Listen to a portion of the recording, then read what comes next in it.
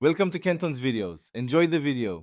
You'll begin by unlocking your Redmi Note 13 and opening settings. This lets you change system button behavior. Tap the search bar and type Assistant or Google to jump straight to voice assistant settings.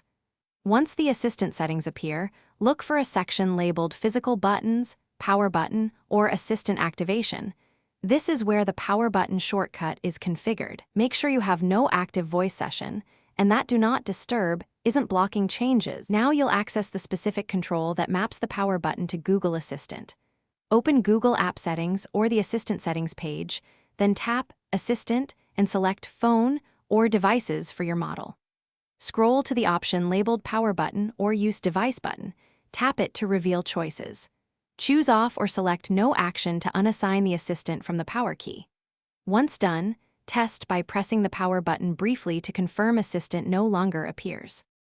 Finish by rebooting your Redmi Note 13 to ensure the change is applied system-wide. This resolves lingering shortcut behavior.